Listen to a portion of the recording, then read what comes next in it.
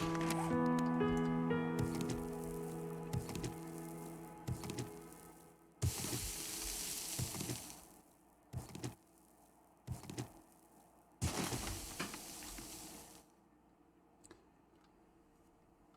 back to Narrow Ground Entertainment. I'm Steve the Unimpressed. This is Steve Solo's 7 Days to Die, Episode 3. I've noticed after editing all my Minecraft videos lately that I keep mixing up the episode numbers. That's going to be a lot easier to not do in 7 Days to Die because I've been keeping it to one episode per in-game day, and the day is listed at the top of the screen. So, hopefully I won't make that mistake in these videos. The goal that I had for today is to get a forge up and running. That might actually be easier than I thought, because I had looked at the requirements to make a forge, and I already have quite a bit of the materials that I need. Looks like the only thing I'm missing is duct tape. So finding that is going to be a bit of a trick.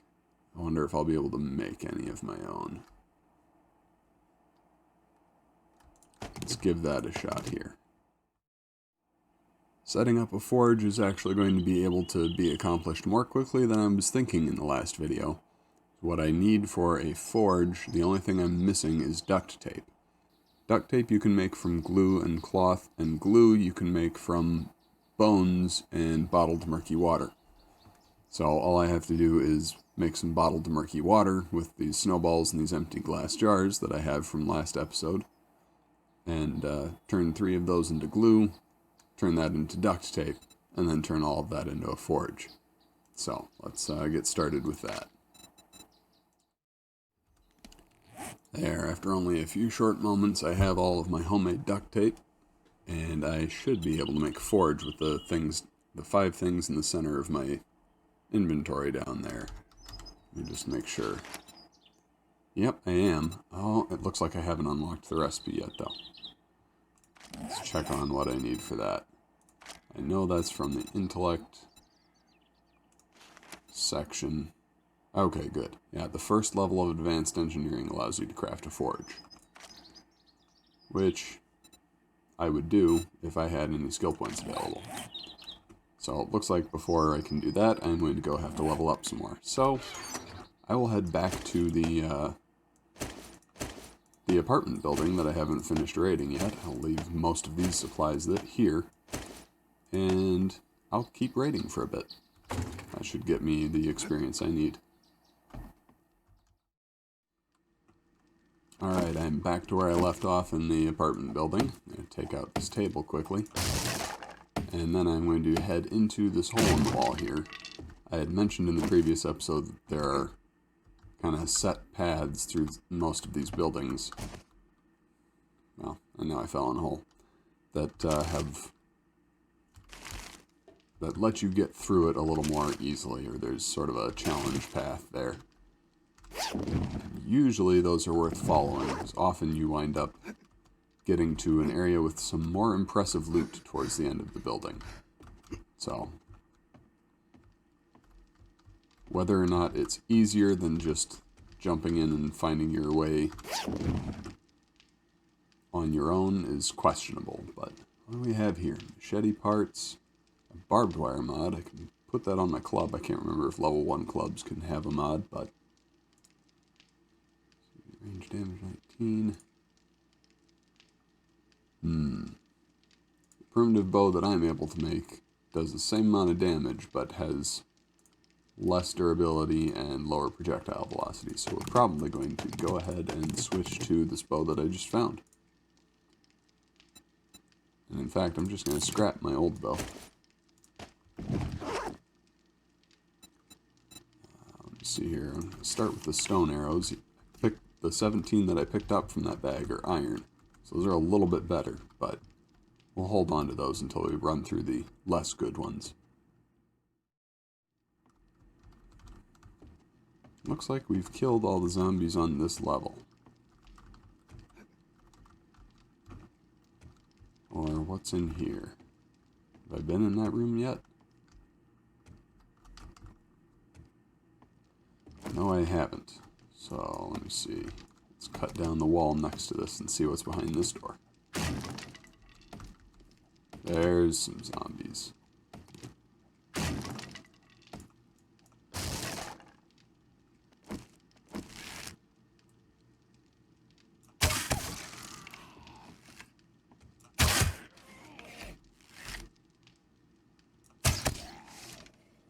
One down.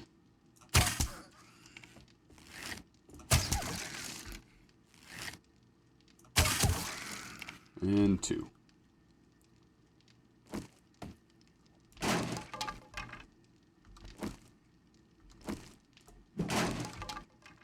Okay, there aren't any hiding in there. Now that I think about it, maybe I should see if I can add that barbed wire mod to my club. And I can. So, let's go ahead and do that. It's increases my melee damage by 2. Not a lot, but that's desirable at the early stage of the game. Some lights. The lights that are on usually point the way towards where the better loot is going to be, so keep track of lights that are on when you're raiding these places. A couple more zombies over here.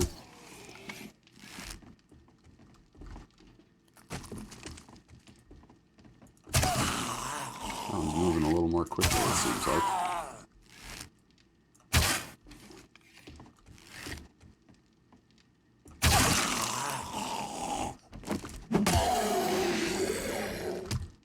Down he goes. Give me my arrow back.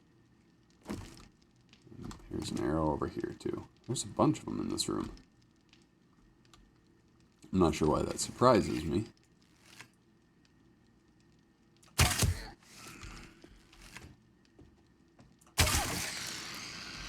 Alright, that one's down.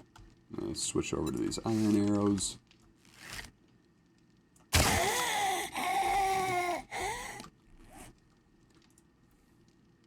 The better arrows definitely help with the amount of damage that you're doing, so once you have iron arrows, or especially once you have a forge and the ability to make iron arrows, probably worth making those instead of stone.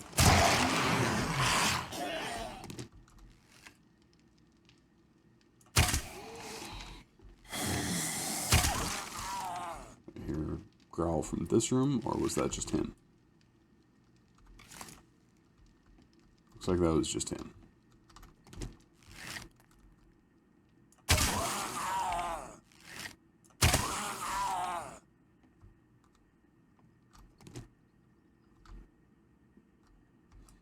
What's behind this boarded up door? Just the outside of the building. Okay.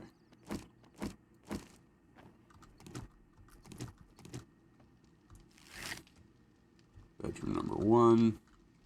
Empty. Bathroom. Empty.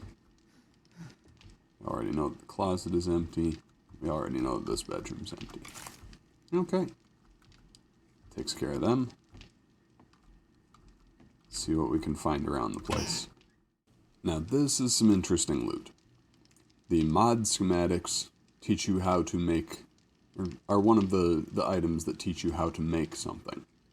So those are, that will teach me how to make a barrel extender mod. The schematics themselves keep track of what you have read and what you haven't read. I believe that this book, if you have read the schematic or the thing before, I believe that book shows as open if it's one you've read before, but I tend to double check just to make sure. And if you go into your crafting menu and look up the name of the mod, it will show you next to it whether you are able to craft it or not. If you're not able to craft it, you'll have this locked symbol here. And when I read this, now I get the crafting station that I need to be able to make it. So the barrel extender mod, I need a workbench to make it. I'm not going to have a workbench for a while. But once I do, I now know how to make barrel extenders, which are a mod that increases damage on firearms, which I also don't have any of yet, but All things in due time.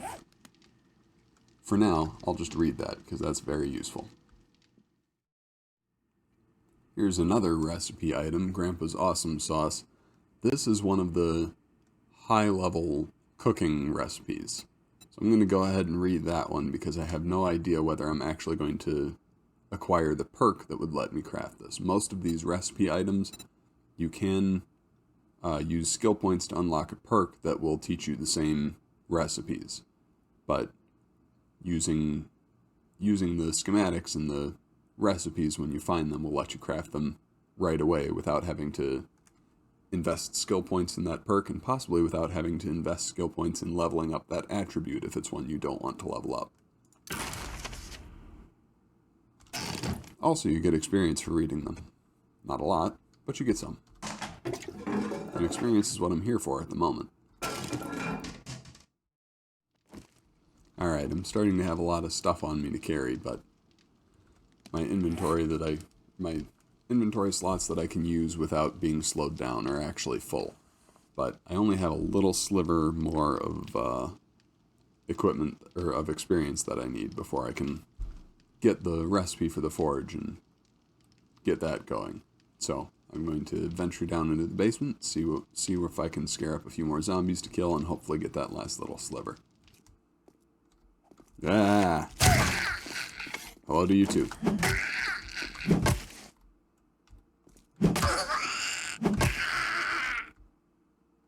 Maybe I should remember to sneak next time I come downstairs.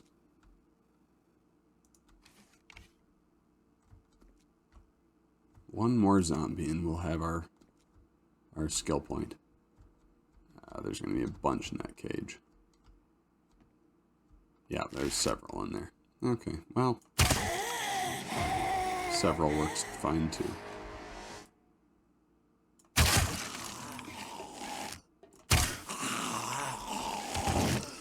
Give me that arrow back, would you?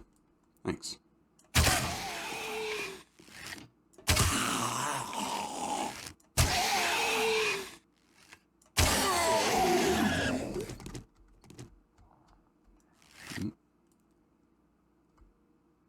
Still more.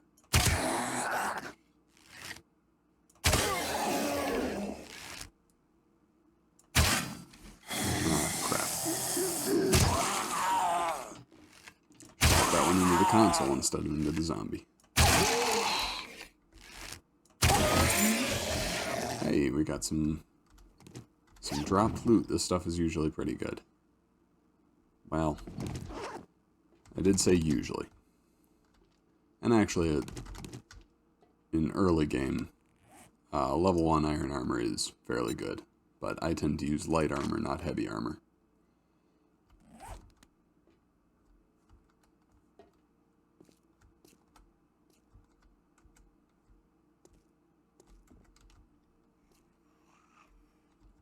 There are a few more around here, so I'm going to take out a couple more just to get a little bit more experience. I don't know if I'll... Well, I don't have that many arrows left, so I don't know if I'm going to get a second level up. Probably not.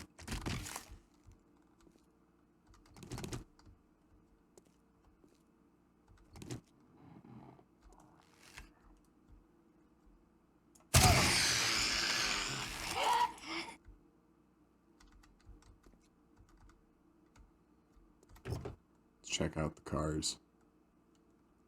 Useful things are found in abandoned cars. Sometimes. Sometimes you just get old cans. Hey, some glue.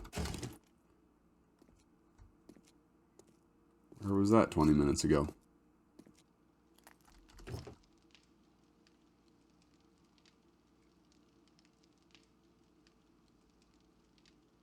Some money, brass doorknob, and some repair kits.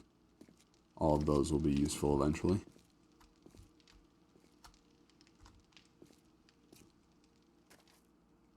Is there a way out through that door that the bus was blocking? If there is, it's probably, yep, right through this office. Nice. I am back at base with my newly acquired loot and my newly acquired skill point, and I'm going to go ahead and buy that perk now.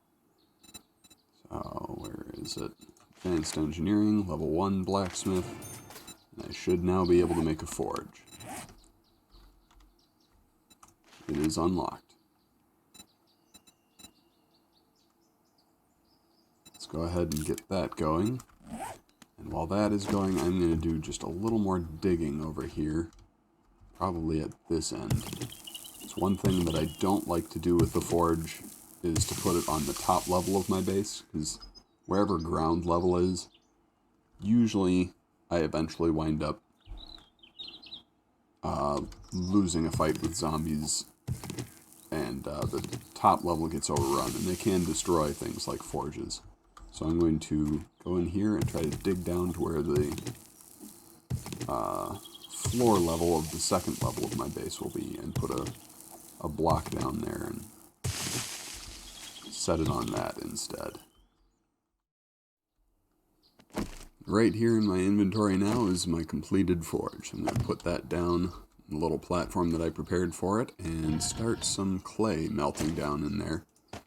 One of the things you will need for most of the iron items that you can make, you also will need clay, not just iron. So the numbers over here on the side are the amounts of each thing that you have in the forge. And whatever is here are the ingredients you have to make whatever item you want to make from the selection over here. So if I want iron arrowheads, I need 2 iron and 1 clay for each arrowhead. Right now I have 0 iron in the forge and 0 clay in the forge. So even though I just put some clay in the smelting area, I haven't run the forge at all, so none of it has been processed into the forge, so I can't use it yet. Let's just get a little bit of clay melting down in there. You got a timer, and when that timer hits 0, the clay, or a little bit of the clay, melts and is able to be accessed in the forge now. So each of those clay balls that we dig up represents 5 clay that you can use in the forge.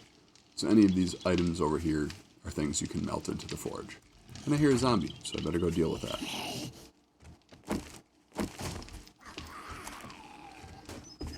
Trying to break down my walls already.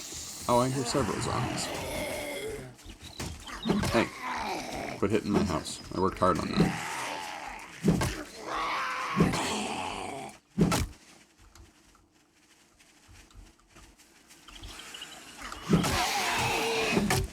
This could take a minute.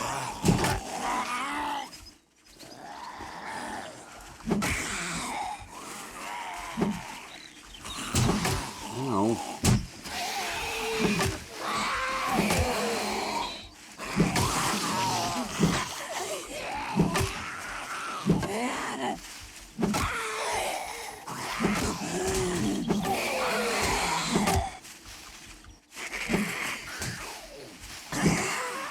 I think they accidentally killed one of their own just there.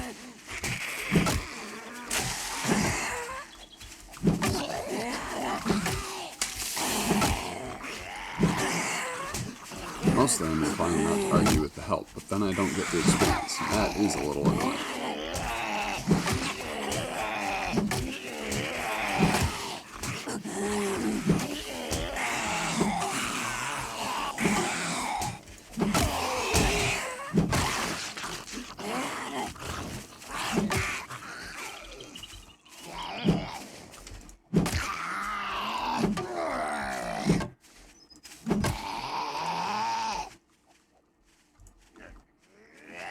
Alright, and I broke my club. Alright, I'll have to use an arrow on you.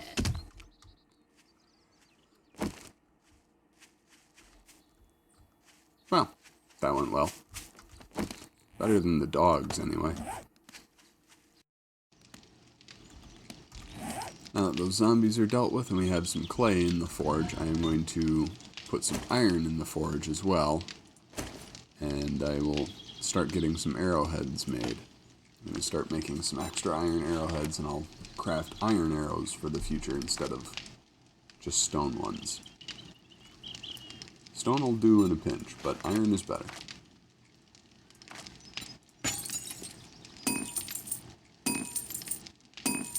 While those are going and the rest of that iron is melting, I am going to head out into the world here a little bit and try to find myself some more eggs. Because I ate the last of the food that I had.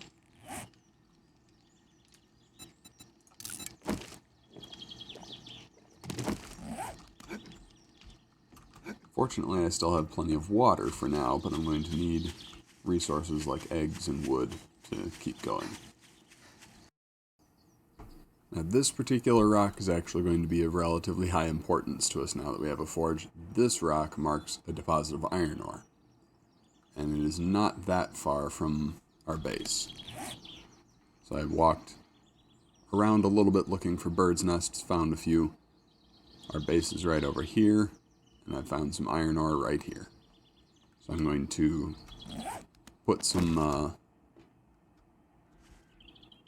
wood frames around this.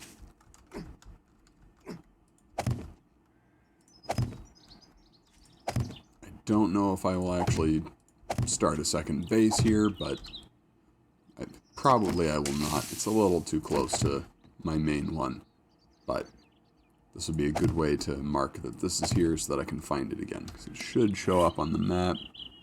Well, maybe it will once I upgrade these. Which I will have to repair my axe to do. Oh, that's breaking it. Try fixing it. There we go.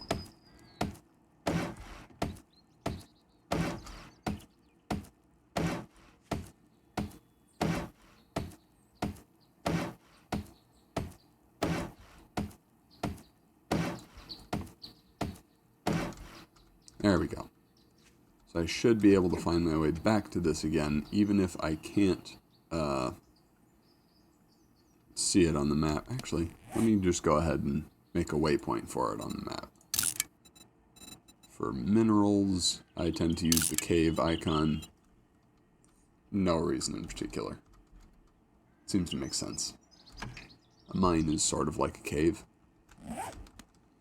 And what I'm going to do then is I'm going to break down this surface deposit so that I can get more iron from it.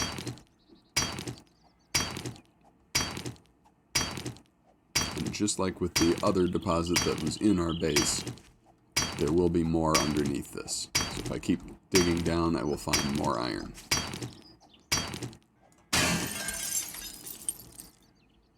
There, we got 105 more iron from that. And there may even be a little bit more. Yep, there's some directly underneath it. Now that we have a forge to process iron, we actually need quite a bit of iron. So, might as well grab it where we can. Which means I probably will spend more time breaking down iron-containing items and vehicles as soon as I find a wrench. Night started falling, so I collected up the rest of that iron and I headed back to the base. The forge has turned off because it ran out of fuel, but I have over 500 more iron to put in there from that one deposit. So I'm going to go ahead and get that started. I also have 8 iron arrow heads to replace some of the arrows that I used. When you're fueling the forge, each piece of wood is worth about 50 seconds of burn time on the forge. Using the forge adds to the heat map, so you don't necessarily want to leave it running all the time. The heat map in this game is certain activities will add to a counter that the game runs on the area that you're standing in. And as that counter increases, the likelihood that zombies will spawn nearby and actually deliberately come to investigate the area where the heat is increases. So the more you use workstations like a forge or a workbench or a cement mixer later on or a chemistry station, all of those things increase the risk that zombies will attack your base essentially. So you, especially in the early game, you do want to be a little bit careful to not just leave the forge running when it's not doing anything. Later on, it doesn't matter quite as much because you've gotten used to fending off zombies and you're better equipped to do it, but early on in the game, it can cause a bit of a problem. So, I I will leave it running long enough to melt some of this down, and after that I will turn it off. One of the resources I'll want to use this to make is forged iron. That will let me make some iron tools eventually. I'm not sure how much I need or if I can craft those yet. Let's just check on that quickly. Clawhammer will be one of those. That's helpful for building bases. That's faster than the stone axe by quite a bit. And an iron pickaxe is a huge upgrade from a stone axe in your ability to break stone or break through doors or mine ore. So that's an important one. That requires 30 forged iron. So I have to be able to make quite a bit before I have enough to make one of those.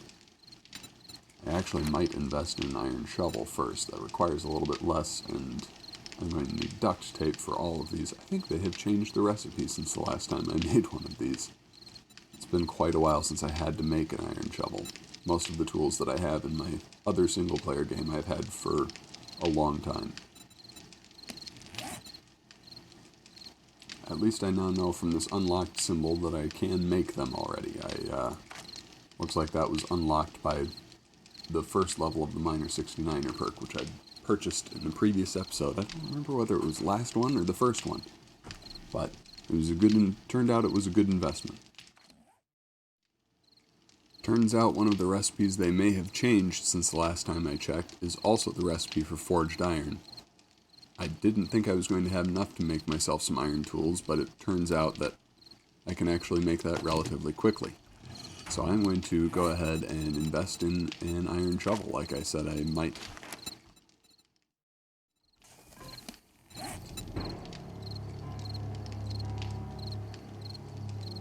Of course, since duct tape is part of the recipe for the iron shovel, I will have to make some more duct tape first. Make some homemade glue and make some homemade duct tape. And night has actually fallen, so I will cut back in when I finish that up, but other than that, I will spend the rest of the night, once I have the shovel, digging out some more of my basement. We have all the materials now to make an iron shovel, so I'm going to go ahead and get that started. It's going to be a little bit before I can actually use it, but such is the nature of games with timed crafting, which is most of them, except for Minecraft. Well, the crafting process is completed, and we now have our iron shovel. So let me just show you how much faster this is. Significantly more damage per hit than the stone shovel. So it goes from 4 hits to 3 to dig out one lump of this surface soil that we're digging through right now. Does not sound like it's a whole ton, but that one hit makes quite a bit of difference over time. And the other benefit is that this has a lot more durability than the stone shovel, so we won't have to repair it nearly as often. We're getting on towards morning now, so I'm going to go ahead and wrap this episode up. On the next episode, I will probably be running over to where the not wandering trader, that's Minecraft. The trader that's been marked on my map for my next quest. Probably going to run over to where that is and explore that a little bit. Possibly I'll start a second base over there, because I usually do build a base right next to the trader settlements. I'm not entirely sure why I started doing that, but it's been good policy so far. So it's probably going to continue. Please give the video a like if you did. Subscribe if you want to see more. And if you want to see the channel grow and help me eventually achieve my dream of making my living from stuff like this, please share it with your friends. Thank you for watching. Goodbye and God bless.